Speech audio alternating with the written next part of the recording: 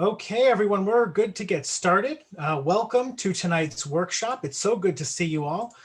For those of you who I don't know, my name is Brian Cofrancesco. I'm the Leadership Development Coordinator for the New England and Bermuda District and a member of the Kiwanis Club of Sheraden, Connecticut. It's so nice to have you all back here this Wednesday for our workshop, LGBTQ and YOU, creating safe and positive environments for LGBTQ youth in service leadership programs.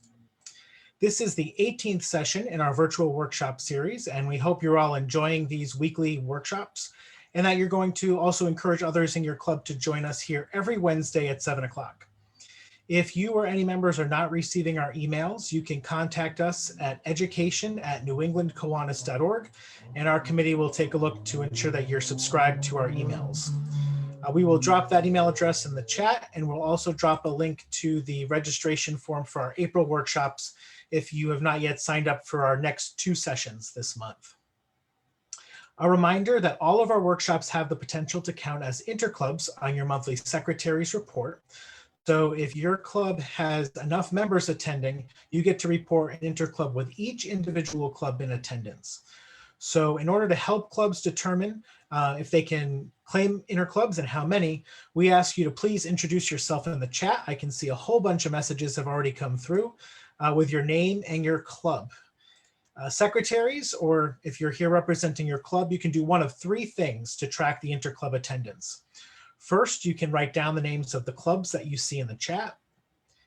Second option is if you go to the chat and click the ... you can save the chat and then review the club names later.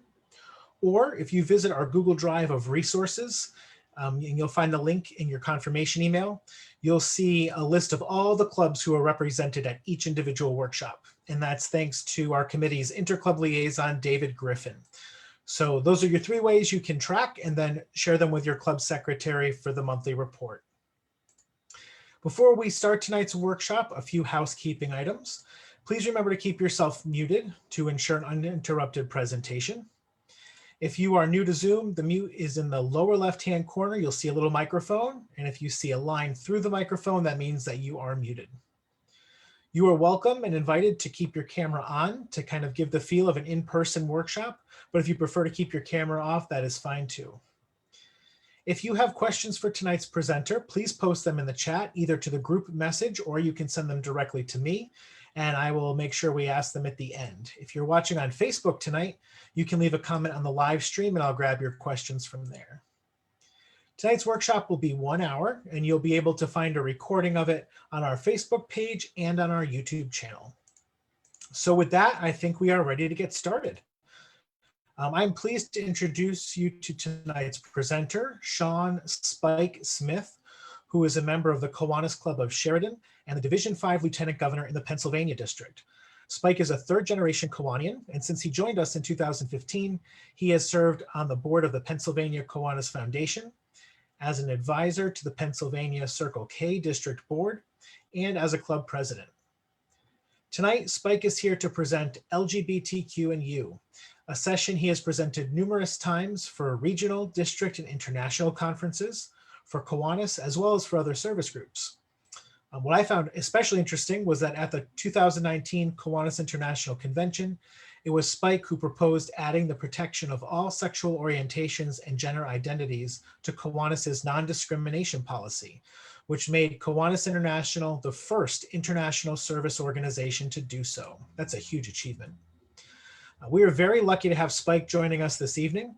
This is a very important topic and one that our own Kiwanis Governor, Dennis Murphy, has prioritized during his term with the creation of a new Diversity, Equity, and Inclusion Committee. So with that, I hope you will join me in a big round of applause and welcome Spike to the New England and Bermuda District. Thank you so much for that introduction. Thank you so much. Welcome, everybody. It's great to see you.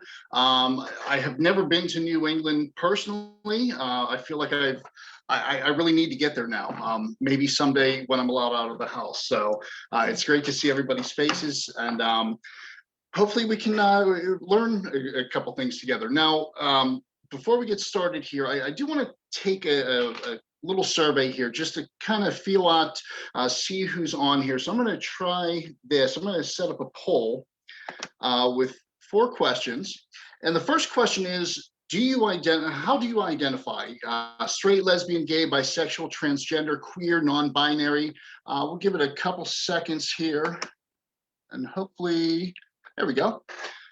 So go ahead, it's completely anonymous.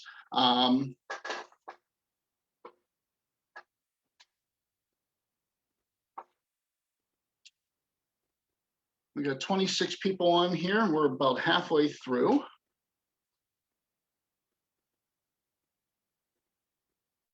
Okay, we have a good cross section here. Give it another 10 seconds.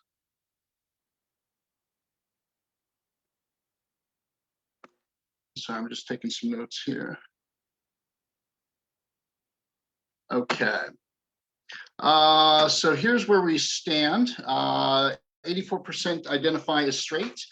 We have 5% identify as gay, 5% as transgender, 5% as non-binary. Okay. Let's go to question 2. Does your club have members who identify as LGBTQIA? Yes, no, or not sure?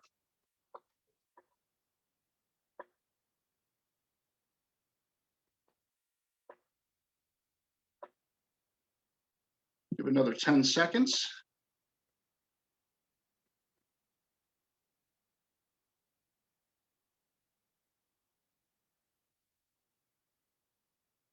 Okay. 48% say not sure. Okay. 33% say yes, and 19% say no. Interesting. And question number 3. Does your club sponsor a service leadership program? Yes, no, or not sure?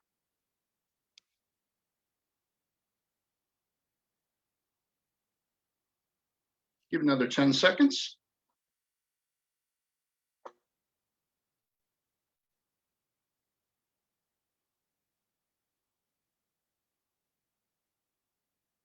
Okay. 75% say yes, 4% say no, and 21% say not sure. Okay. And last question is, where is it? Here we go. Have you completed the recent Kiwanis DEI survey that was sent to all Kiwanians recently? Yes, no, or I do not live in the United States, so not yet.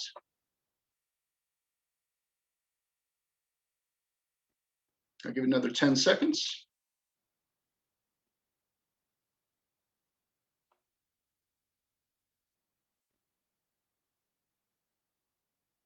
Okay. Results, 57% have not, 35% have, and 9% do not live in the US. So I'll do a kind of, there we go. I'll do a little plug for this. A couple weeks ago, the Kiwanis International just started a new committee, Diversity, Equality, and Inclusion Committee, and they sent a survey to every member in the United States. Now, this is eventually going to go to every member in Kiwanis International. It's a real quick 15-question survey, and it's to kind of gauge how your club uses DEI, if there's any programs that they currently do. This is only the 3rd time that a survey like this has been sent out to all the members. Now, right now it's only available to members in the United States because they found out that you cannot ask certain questions in other countries, such as what is your race? What is your religion? That kind of thing.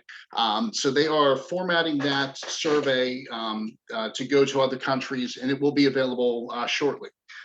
Check your emails. Please, please, please fill this out. It takes 5 minutes, 10 minutes, if that, and it will help us help the Kiwanis International kind of tailor its programming as far as DEI to the responses that they get. So be sure to check your email on that. Okay, let me share my screen here. Give me 1 sec. There's so many boxes.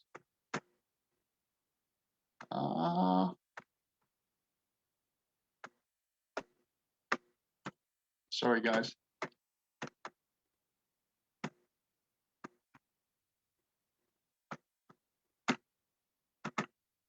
There we go.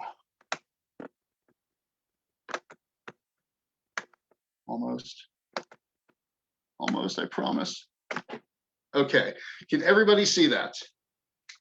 Okay, so again, my name is Shawn Smith. I am the current Lieutenant Governor for Division 5 Pennsylvania Kiwanis. I'm the immediate past president of the Kiwanis Club of Sheraden. My pronouns are he, him, and his, and I identify as a cisgender homosexual male. And I'll talk a little bit about that later on. My contact information is there. If you have any questions, please put those in the chat. We'll get to as many of those as we can at the end.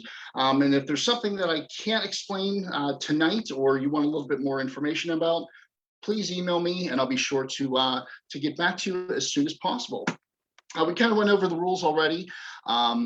So you'll be muted. Use your chat box for questions. But I want you to remember that we are all human and everybody is equal. So please be respectful of different views or opinions. We don't have to agree, but we should be tolerant of other people's views or opinions. And I want you to use this information as a roadmap.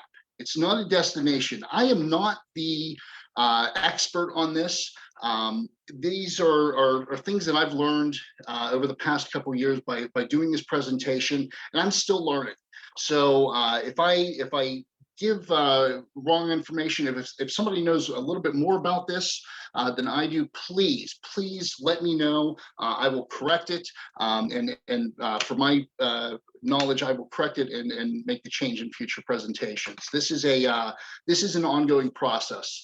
I first gave this presentation in 2018 to the Pennsylvania District, and the presentation you see tonight is not the same thing I gave back then. So I'm constantly evolving this, and I welcome feedback and help wherever possible.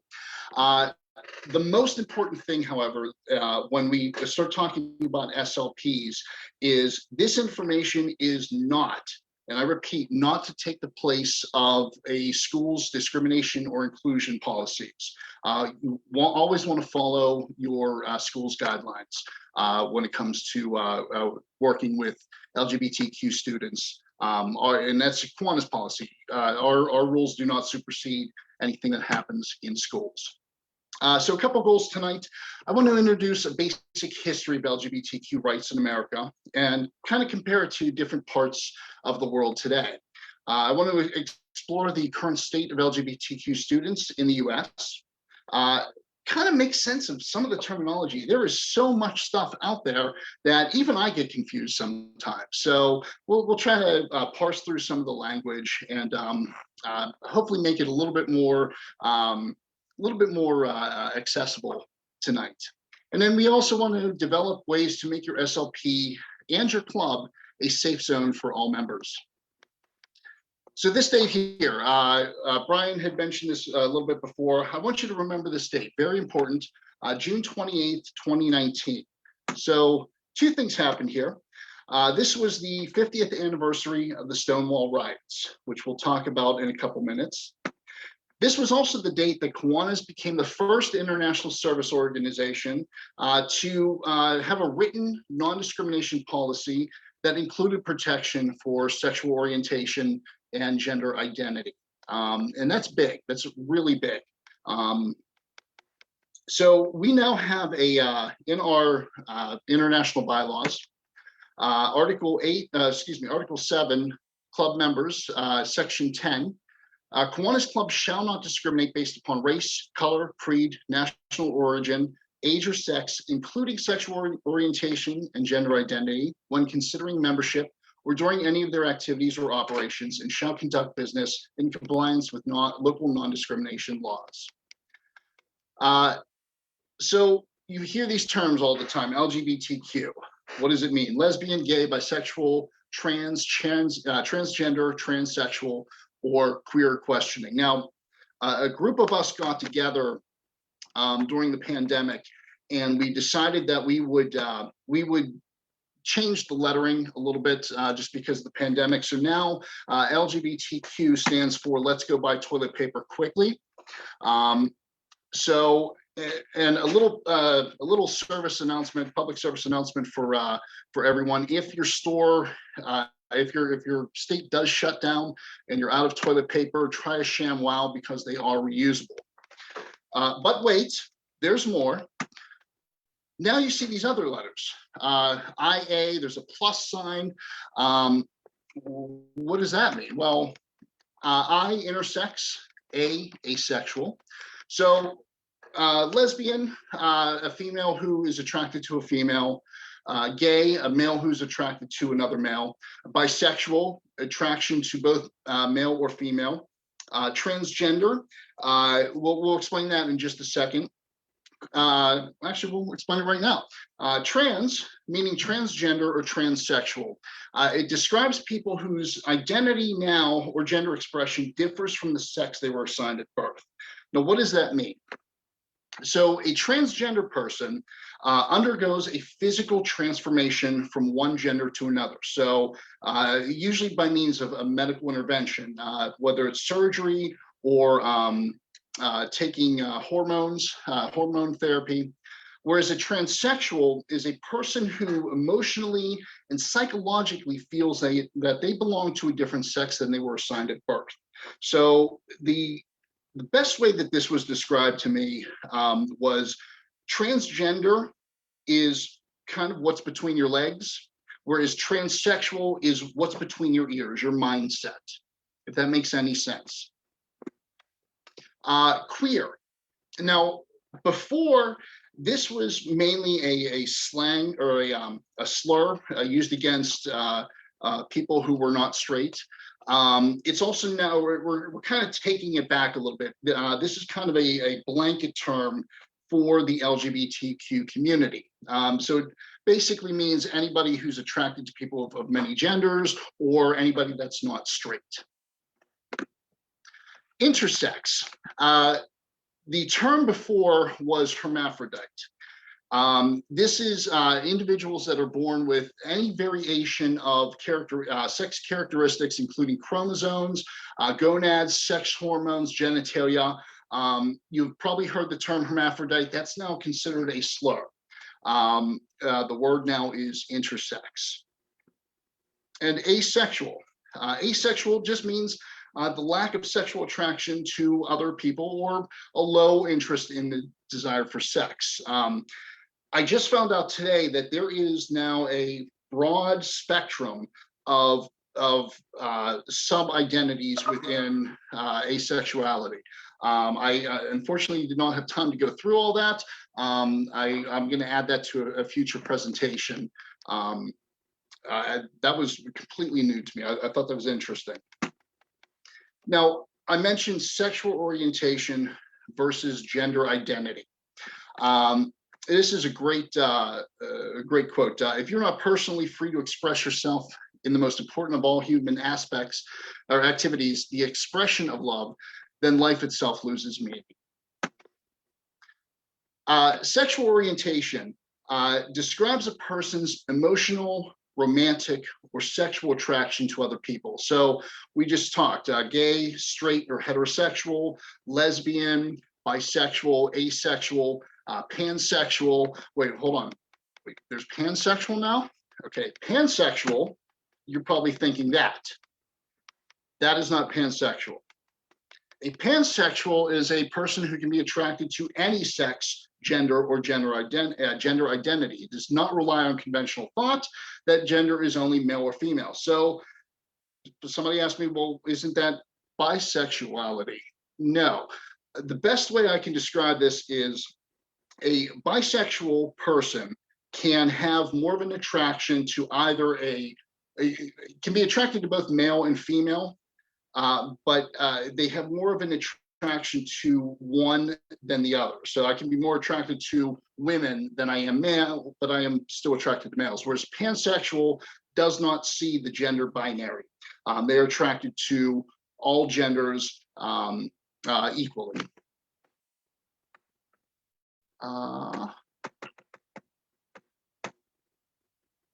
So gender identity and gender expression, how is this different from sexual orientation? So sexual orientation is the is how you feel, whereas gender identity is that sense of, excuse me, see, it gets confusing. Gender identity is an internal, deeply felt sense of being male, female, a blend of both, neither. It's how you perceive yourself, okay? Whereas gender expression is more of how other people see you, or how you express your gender through things like clothing, hairstyle, your name. Gender identity is the internal part of gender gender, whereas gender expression is the external manifestation. Is anybody confused? I know I kind of went through that a little bit fast. We all good so far? Okay.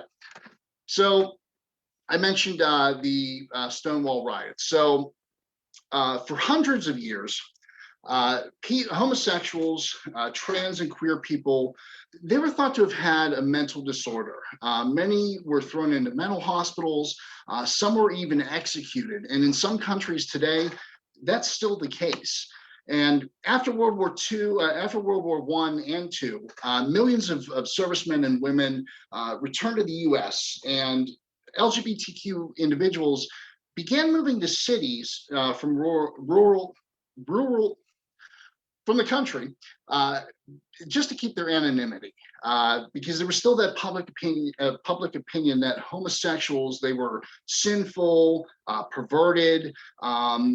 Take a look at, there's a great film, I believe it's 1961 or 62, by Sid Davis, called Boys Beware. Check that out. That was kind of the mindset at the time. Now, after World War II, there was a senator, his name was Joseph McCarthy. He vowed to stamp out any form of communism in America. And there was also a growing list of federal employees that were fired because they were gay. And this period of time in the 1950s and 60s was known as the Lavender Scare. It was an offshoot of the Red Scare. And because the mindset was, if you can, as we all know with the Red Scare, if you can hold a secret, you were a communist. So if you were gay, then you weren't publicly out because it was still looked down upon. So therefore, if you were gay, you were a communist and you should be fired, was the mentality in the federal government. Upwards of 10,000 federal employees were fired because they were gay, and many others were fired because they knew someone was gay. Again, they were leading double lives. If you could be gay in private, you could keep secrets, therefore you're a communist, you should be fired. So we're going to fast forward to June 28th, 1969. I mentioned this date earlier. Stonewall Inn, Greenwich Village in New York City.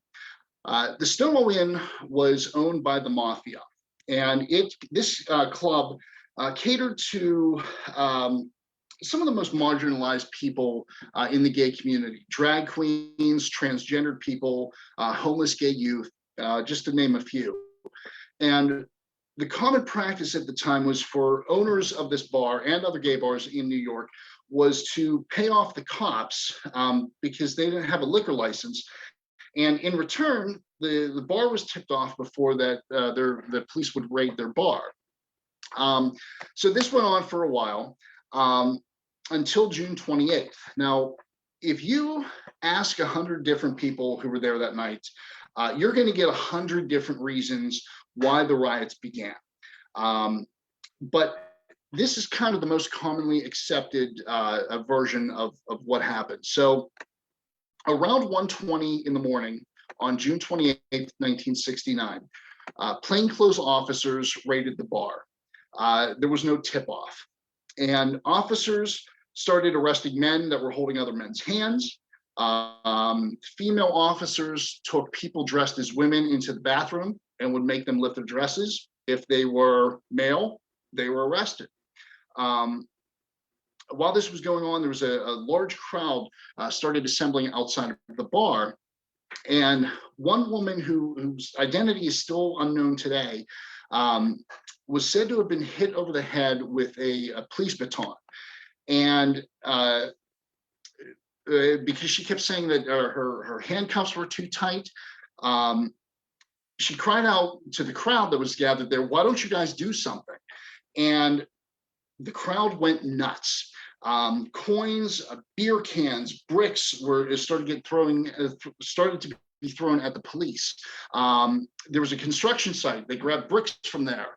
Garbage cans were lit on fire. I believe at one point there was a kick line that even started with the male participants. And this event was kind of the culmination of a couple different factors. You had the civil rights movement, you had the counterculture of the 1960s, the anti-Vietnam War movement, years of persecution against the LGBTQ communities. So this was kind of the catalyst or the crucible, I guess, that happened.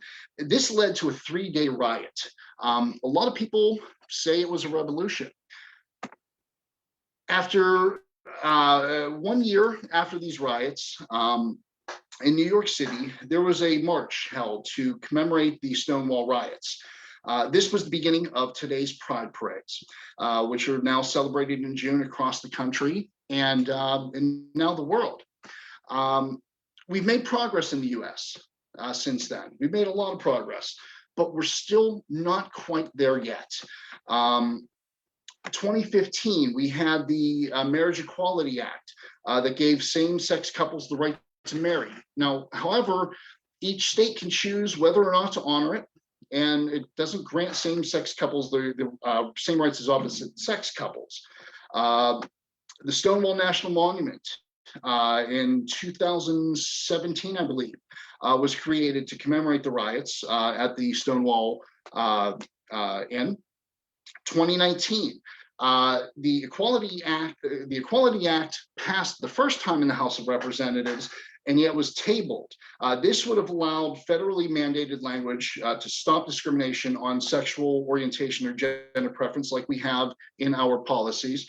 I believe that was tabled, and just recently, within the past 2 or 3 months, it was reintroduced and passed again in the House. We're still waiting for the Senate to sign that legislation. So we're getting there, and basically that would give workers, anyone, it would give the LGBTQ community the same rights as everybody else.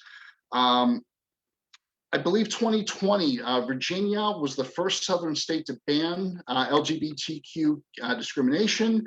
But even the pandemic, gay men at the beginning of the pandemic, and I think it still holds true now, we still have to wait a year before giving blood. I believe it was reduced to 3 months during the pandemic. So if any gay male who has sex with another man has to wait 3 months before they can give blood. There was in 2019, there were 22 transgender women that were killed, that were targeted from people. Homosexual teachers are still being fired from Catholic schools. This happened in Seattle. The students walked out in protest. However, San Francisco's 49ers, the hired Katie Sowers. She was the first openly gay female coach. They won the Super Bowl last year. California became the first state to include LGBTQ studies into its state curriculum. So positive change is happening. Sorry. 2017, members of the 2019, members of the Philadelphia LGBTQ community unveiled a new pride flag, adding the colors black and brown stripes to the top to further unite the community and to bring light to black and brown members of the LGBTQ community. And this year, I believe this flag is being flown at a bunch of pride events around the world. So That's really cool. But today, so you see the map here, those red shaded areas, homosexuality is still illegal in those areas. The green shaded area, same-sex marriage is still legal. The yellow shaded same-sex relationships are recognized, but it's still not legal. And the gray shaded areas is homosexuality is legal, but there's no recognition of same-sex relationship. In these countries here, Iran, Mauritania, I'm sorry, I can't speak tonight, Nigeria, Saudi Arabia, Sudan, Somalia, Yemen, you can be killed if they find out you're homosexual. So that still exists in the world today. Now let's take a look at United States. And I'm sorry, I have not updated that slide. There's a organization called GLSEN, GLSEN, .org, that every year they, every 2 years, they do a national survey. And they send it out to students all across the United States. And it's basically to get a, kind of get a weather vane on how LGBTQ students are doing. There's certain questions they ask. We'll get into that in a second. Let's see here. 2019, a little over 23,000 students were asked between 13 and 21, came from all 50 states. 4 in 10 identified as gay or lesbian. So what did we learn from that? Well, school safety. 59%, almost 60% of LGBTQ students felt unsafe at schools. 34.8% of students, LGBTQ students, missed at least one day of school because they felt unsafe. 75% avoided school functions, and 70.5% avoided extracurricular activities. 90% heard gay used in a negative way. 81% heard negative remarks about transgender, or 81% heard other types of homophobic remarks. 74% heard negative remarks about transgender people. 19% heard homophobic remarks from their teachers or school staff. That's completely unacceptable. 36% heard negative remarks about someone's gender expression from school staff. Really? 24% of youth can definitely be themselves as an LGBTQ person at home. 35% of youth have families who show support for them by getting involved in the larger community. 78% of youth are not out because of negative comments made by their family. 95% report they have trouble getting to sleep at night. And 85% rate their average stress level as a 5 or higher on a scale of 1 to 10. So LGBTQ youth also report much higher rates of depression, anxiety, alcohol, drug use, suicide, lower self-esteem. So we as Kiwanians can help that. We can be a safe place, a safe zone in our SLPs for these students.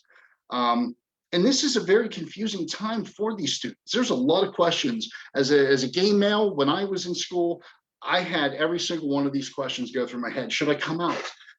What if my friends find out I'm gay? What if my family finds out I'm gay? How do I know I'm gay? All these questions. It is a crazy time for youth. We can help out a little bit. So a couple things to expect when somebody comes out. First off, as Kiwanians, we are seen in a different light than teachers at a school. We're there as a good person. There are things that some of these students may say to you, and even outside of what we're talking about, they may feel more comfortable talking to you than they would their own teachers. So if a student should come out to you or mention that they're gay, your initial response is very important, very important. Let's see here. There are a couple things you don't want to say. What you don't want to say when they come out to you and I've had all of these said to me by various people, is I knew it. Okay. Are you sure? Or it's a phase, it will just pass. I'm totally sure that I'm gay, and it's not a phase, and it's not going to pass. Do not tell anyone. That tells the student that being gay is not okay, and it could create a lot more problems for that student down the line. This one here, my grandmother actually said to me, "You just haven't found a good woman or man yet, or a good woman yet." No, I haven't, because I'm gay, Grandma. Thank you. So make sure that make sure your initial response is positive, and we'll get to that in a second. Oh, you can't be gay. You have had a relationship with, you know, a girl. Yes, I have, but I wasn't sure at that point. Okay, so just watch your responses if someone comes out to you. So I'm jumping around just a little bit here. You want to listen to what the student has to say. This is a very big thing for the student to come out. So you want to offer support, but do not assume that the student needs help. So just because they come out to you doesn't mean they're in trouble. Doesn't mean that their family life is bad. Doesn't necessarily mean that, you know, people are after them for being gay. So just offer support. Say something as simple as, if there's anything you need, I'm here for you. You want to be a role model of acceptance. How do we do that? Well, I know it's a little hard to see, but your Kiwanis name tags, in the Kiwanis store, they have the name tags where you can, there we go, where it offers like what your position is within your district. Instead of offering the position, put your pronouns on there: he, him, or his, she, her, they, their, however you identify, and wear that. I wear this all the time at conventions. Little bracelets, you know, a rainbow thing. Before a lot of teachers will have little pink triangles or something, or a rainbow flag, something to identify that you or the space that they're working in is a safe zone. Just something really cool like that. You want to thank the student if they do come out to you, because it does take a lot of courage for somebody to come out and to you. And assure them that no matter what they say, will be strictly kept in confidence between you and the student.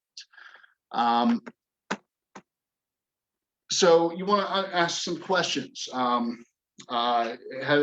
This also helps with showing that you are accepting of it. Have you been able to tell anybody else? Do you need someone to listen? Have I ever offended you unknowingly? That's a big question. If they say yeah, apologize for it and make the change. Remember that that person, that student, is the same exact person that they were right before they told you. You want to challenge the traditional norms. Be that person that is an ally. Be prepared to give a referral. Always have something in your back pocket. You know, there's this group in Pittsburgh that would be really good for you. If you need anything, you can contact them. Here's their information.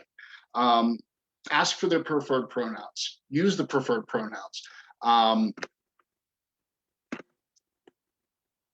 If you hear any type of name calling or bullying or harassment because they're gay, call it out. Stop it. By not saying anything at the time, that really that shows the student that it's okay to bully people who are LGBTQ. No action is inaction. State it out. Say what was said and why it's not okay. Talk it out. This is, you can do this in front of everybody, or you can do it privately with the student who said it. That's up to you. I would probably do it privately instead of embarrassing the students. But unless it's somebody that's really harassing it, maybe call it out. I don't know. That's kind of one of those as you go along things.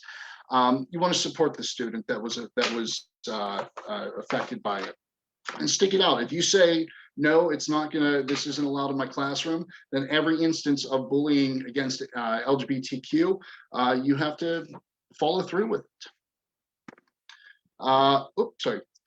So again, to become an ally of the LGBTQ community, you want to listen. You want to make sure that everything that is said to you is confidential. You want to be conscious of your own biases. Every single one of us has a bias. Be conscious of that and try to change it. And that is different with every individual. Seek out knowledge.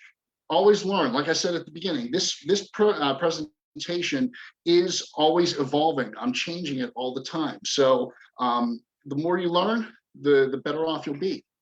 Be a resource. The more resources you can have in your back pocket for just such an occasion, quote unquote, is the best thing. Do not think that you have all the answers. Like I said at the beginning, I am not the end all be all to this. I'm not an expert on it. I'm a traveler just as along just as you are. So don't make unrealistic promises. Everything will be okay. You'll be fine. Don't do that. Don't make assumptions. This kind of goes back to what I was saying about I knew it, what you don't want to say to an LGBTQ student. Don't assume somebody is gay or straight or bisexual or whatever, because they may not. Just because somebody looks a certain way doesn't mean they are that way. Like the Mohawk, okay? I have a Mohawk. I'm not necessarily a bad guy. So as Kiwanians, we are dedicated to improving the world one child, one community at a time. And I want you to be the improvement for that one LGBTQ student. And I want everybody in the LGBTQ community to see our Kiwanis pride. So thank you very much for allowing me to join you tonight. Be safe, be well. May the odds be ever in your favor. And hopefully I get to meet you all in person someday, soon, very soon. So I will turn it back over to Brian. Thank you guys very much.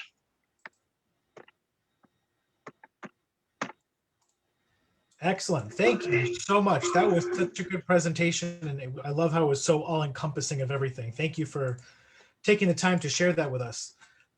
We do have some questions that have come in through the chat, so I'll just jump right in. The first one is, I'm an SLP advisor and some of our members are LGBTQ, but I don't know if their parents know how they identify when they are at school. Can you talk about how to safely navigate that situation? So I would say, however the student, if the student identifies to you as LGBTQ, treat the student how they would want to be treated. If they have again, you can't make assumptions on what the home life is. I would say if they identify to you as LGBTQ, support them. Do everything you can to make it a safe space for them. And if there's parental interaction, you can only go by what you see and what you know. So yeah, that'd be the best thing I could say, if that makes sense. That does, yeah. Okay, a question came in about that Kiwanis diversity survey you mentioned, and just asked if you could talk a little bit more about that. Yeah, there's 15 questions, and basically some of the questions ask about, I'm trying to remember now, what does your club have? Actually, I have the questions saved here. Give me 1 second. I'm sorry. It's oh, I can't find it now. Basically, it's trying to get an overview of where international stands as far as diversity, equality, inclusion. The group it's brand new, so they want to try to focus on things that need the most attention. The questions are very general, I guess, but it'll help them kind of parse down where they want their focus to be. There is so much there's so many different ways and things that can fall under diversity, equality, inclusion. I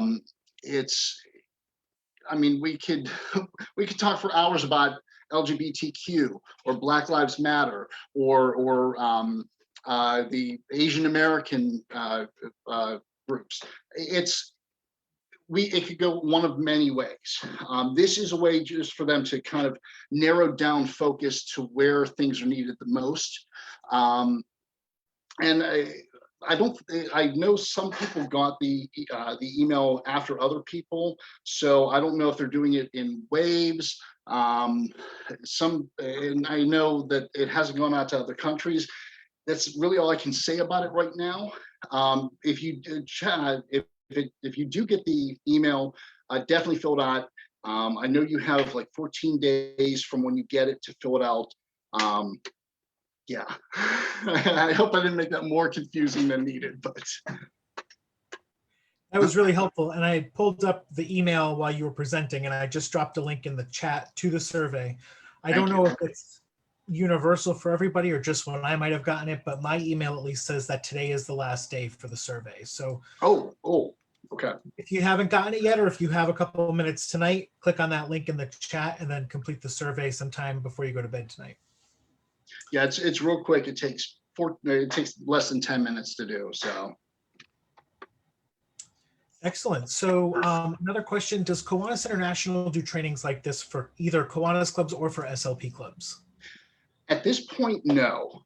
That I know of, no. This would be one of the things that they want to focus on with the DEI committee.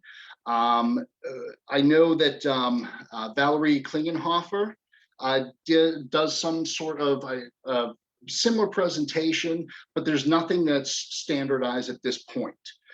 I know this was sent, I had sent this presentation to them. It's kind of, again, that's why this committee was formed, so that we can kind of pinpoint and create standards within KI. So more information to come on that.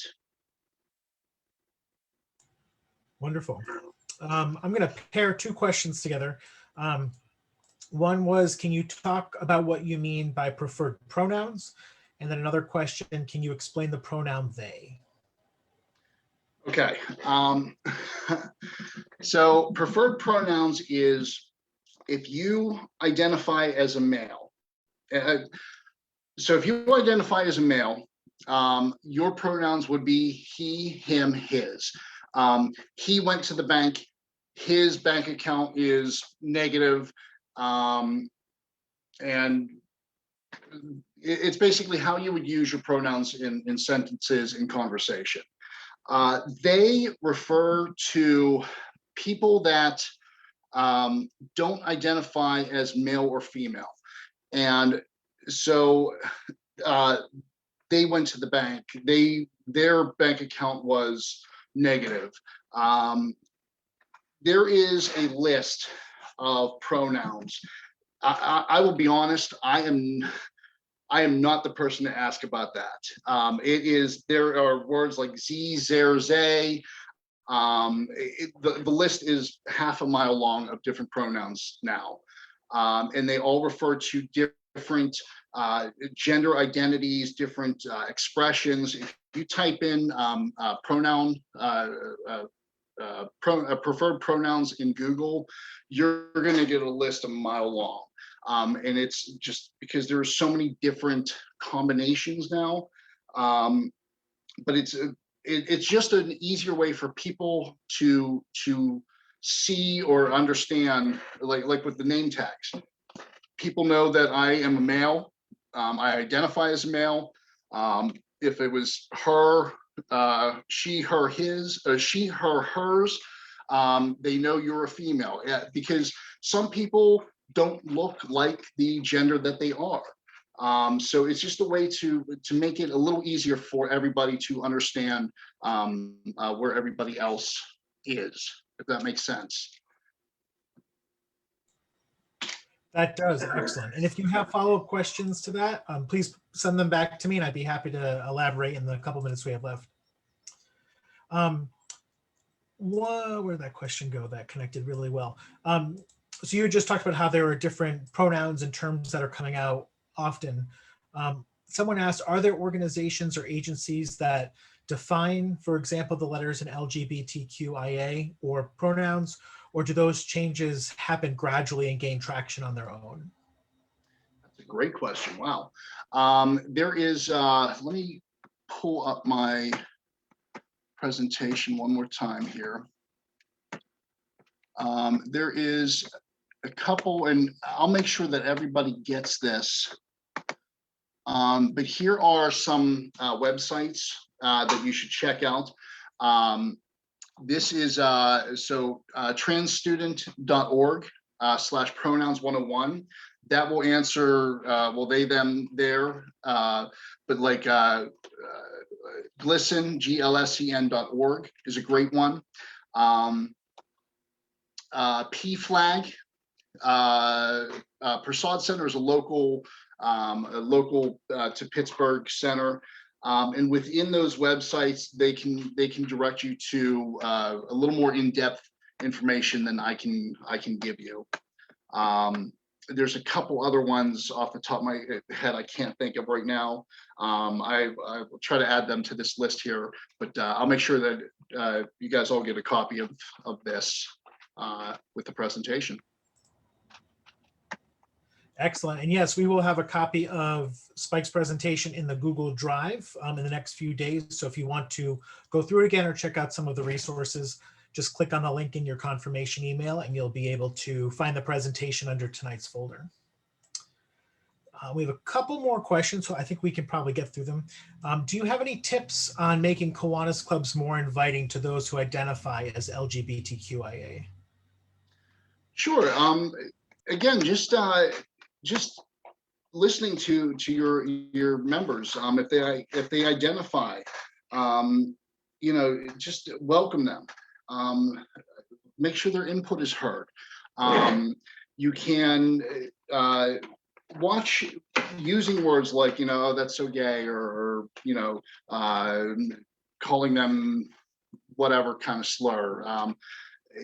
The biggest thing is the biggest thing for us as members of the community is we want to be treated like everybody else. We don't want to be looked down on. We don't want to be marginalized.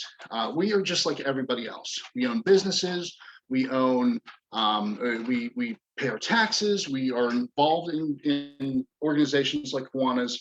We are no different than everybody else. But you know, we may be attracted to somebody of the same sex or whatever. That's okay. Just listen and respect us like anybody else. Really good advice. Really good. Someone messaged and said, thank you for explaining the new colors on the pride flag. I saw a similar one recently with pink and light blue. Is that also an LGBTQ flag? Yes, the pink and light blue, and I can't remember which one is which, but pink is, I believe light blue is transgender, pink is bisexual. They all have, I don't have the thing in front of me, and I used to have that on my presentation and I got rid of it. But yeah, each color represents a different orientation. And if you look again on those websites like PFLAG, GLSEN, they can show you what those are.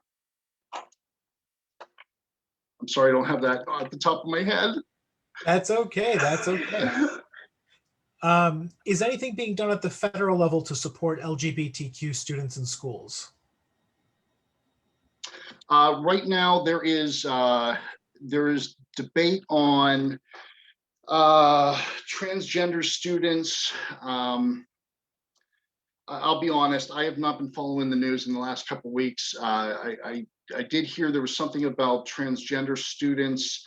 There's some fight going on right now about that. I don't know what was passed. I'm sorry, it's been a weird couple of weeks here. So, but I know there is something, protections for those students, or it has been in debate. Yeah, I'm sorry. Quite all right, quite all right. There's a lot to follow these days in the news. It is, and it changes so often. Yeah. A question that came in, do you know if any other districts have LGBTQ or diversity committees? I know at Pennsylvania district, we are in works of starting a diversity committee. Obviously, International has one. There are several districts that have diversity committees. I believe there's one in New England, Bermuda district. I think Capital District and New York district have one. But yeah, there's several districts that do have them.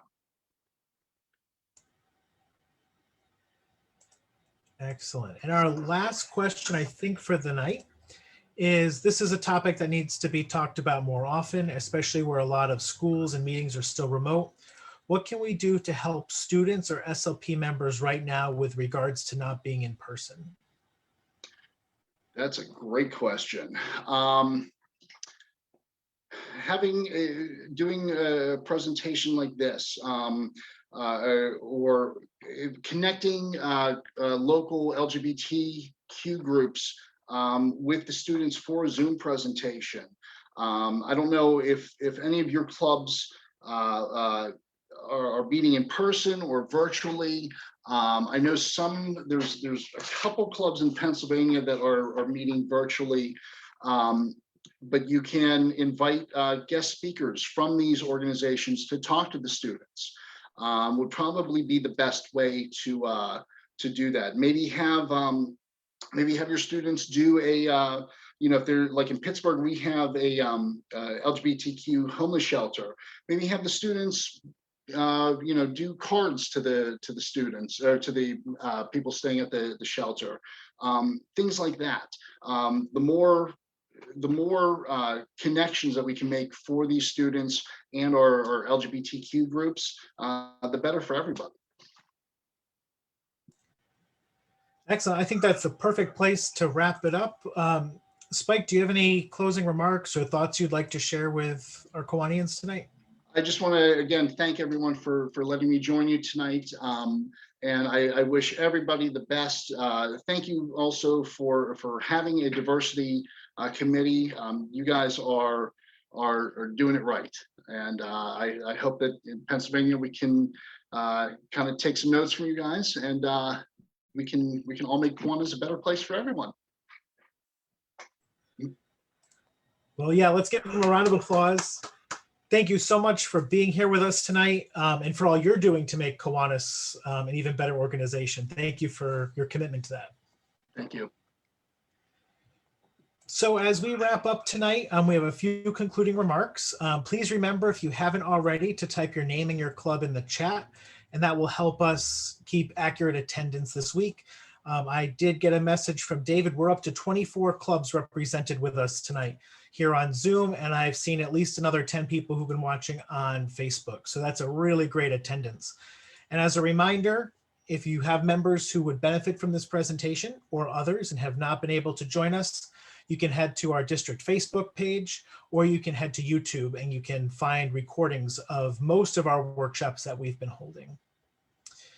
I want to give a reminder to club secretaries. After you hold your annual meeting this spring, be sure to order your free printed copies of Kiwanis' leadership guide for your club officers that need them for this upcoming year.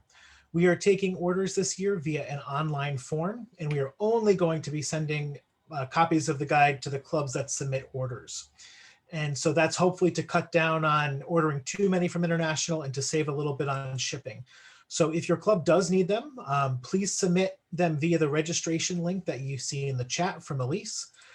It's been sent to secretaries and presidents as well, and you can also find the link on our Facebook page. And the deadline for submitting those orders is May 15th, which is also the deadline for holding your annual meeting per our bylaws. So if you have any questions, reach out, but you can use that link to place your order. We have some really great sessions lined up for the rest of April. And so I'm going to ask Elise if she can pull up our schedule on her screen. Okay, so if you have missed our sessions, so you're here tonight on the 14th, but if you missed our first session on April 7th, There is No Strength Without Struggle. There is a recording of that uploaded to both Facebook and YouTube. You may have heard over the last few weeks about some new district offerings and incentives to encourage your clubs to recruit new members this year.